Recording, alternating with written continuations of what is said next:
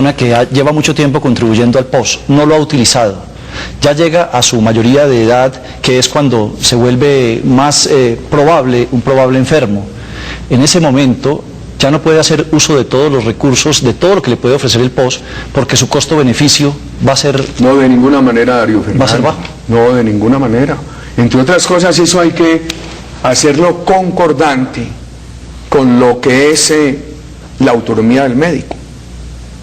Y a ese paciente, ese ejemplo que usted me está poniendo, lo defiende totalmente esta emergencia. ¿Por qué?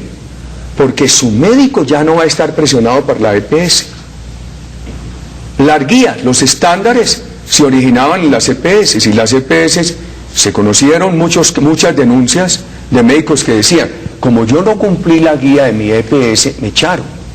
Ahora los estándares, las guías, no provienen de las EPS, ahora van a provenir de las sociedades científicas. Entonces ese médico que va a atender ese paciente anciano va a mirar qué ha dicho la sociedad científica, qué es el estándar, cuál es la guía para ese caso. Y además queda ese médico todavía con más poder, porque la norma dice claramente que a ese médico se le respeta su autonomía. O sea que va a ser ese médico, en ejercicio de su autonomía intelectual, el que va a decir cómo hay que atender a este señor del ejemplo que usted trae.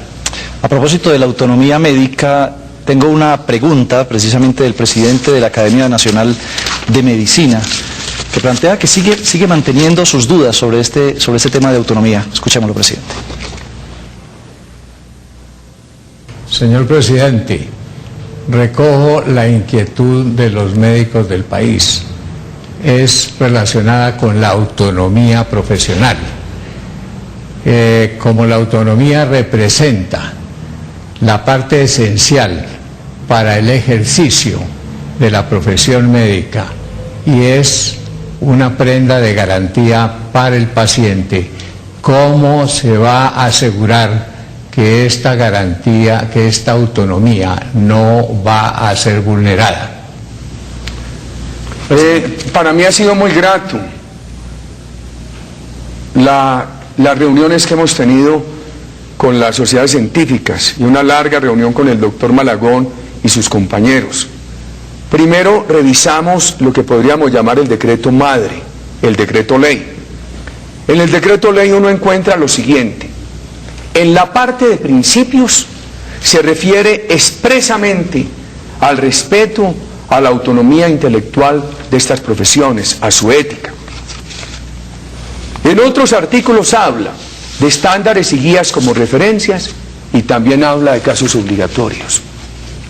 Por eso, perfectamente, el decreto reglamentario se acomoda al decreto ley al aclararlo.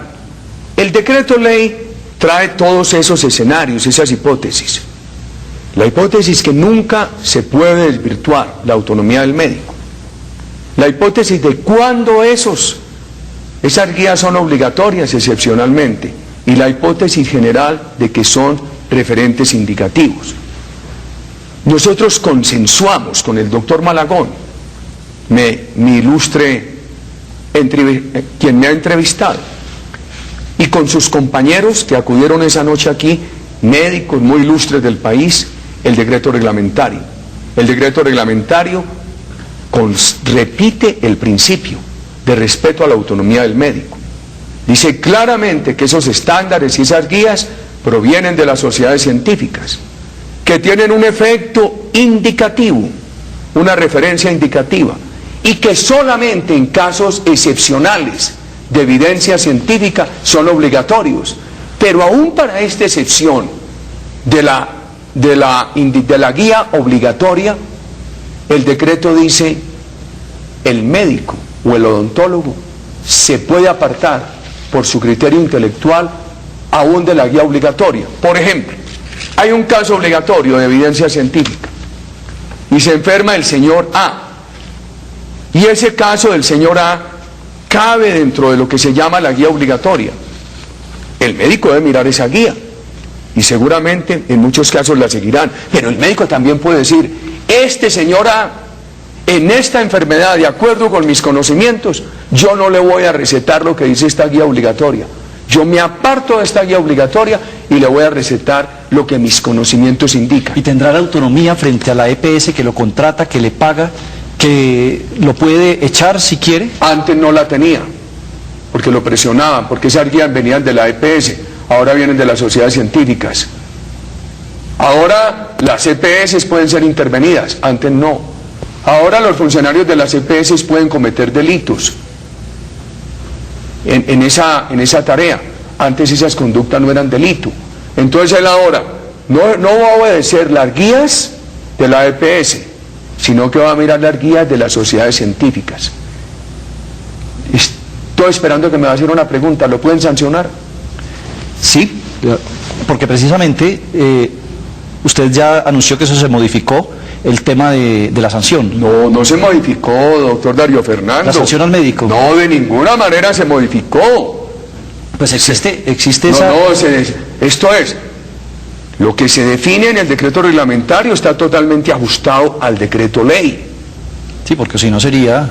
Entonces le voy a decir, ¿cuáles son las únicas instituciones que pueden sancionar a los médicos y a los odontólogos? Los tribunales de los propios médicos y odontólogos, sus pares. No puede ser un organismo burocrático, son sus pares, los médicos, los odontólogos. ¿En qué caso procede la sanción? Si se cumplen dos condiciones, no basta con una, se tienen que cumplir dos. Una, sí, que se separe injustificadamente de una guía obligatoria, que allí en un caso serio de evidencia científica, donde los propios científicos de la medicina dijeron, el procedimiento es este, el médico se separe, aplique otro procedimiento y no lo justifique. Y segundo, que le haga un daño económico al sistema. ¿Quién aprecia eso? Los propios médicos, los propios tribunales de médicos y odontólogos. Son los que van a apreciar si se cumplen o no las dos condiciones. Bueno, ¿y el monto de la sanción? Hay una escala de sanciones y ellos mismos se mueven dentro de la escala. Bueno, presidente, volviendo al tema de la financiación y de por qué estamos en esta situación, muchas de las personas que aparecen en las preguntas ya han sido interlocutores suyos, como usted lo ha visto. Quiero invitar ahora a Óscar Rodríguez, él es el director del Grupo de Protección Social del Centro de Investigaciones de Desarrollo de la Universidad Nacional. Escuchémoslo. Buenas noches, señor presidente. Óscar Rodríguez, director del Grupo de Protección Social del CID de la Universidad Nacional. Los estudios de la universidad han demostrado que gran parte de los recursos del FOSIGA han sido utilizados por la Tesorería General de la Nación para financiar el déficit fiscal.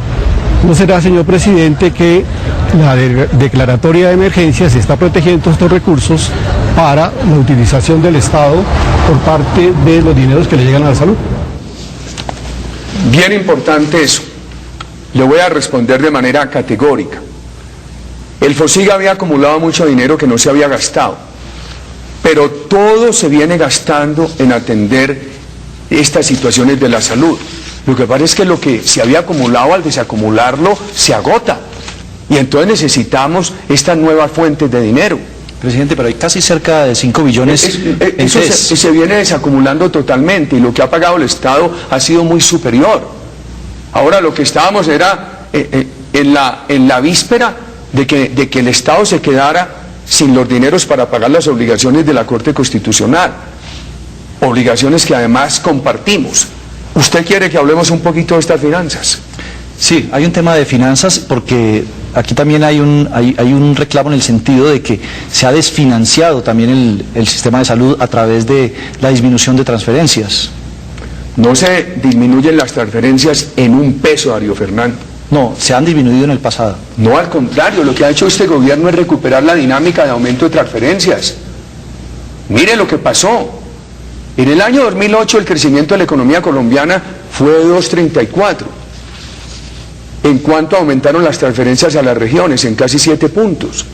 El año pasado todavía no tenemos cifras consolidadas, todo indica que el crecimiento de la economía colombiana fue mínimo, un año de cero crecimiento podríamos decir, que puede ser entre 0,1 y 0,5, y sin embargo las transferencias a las regiones crecen en un 5%.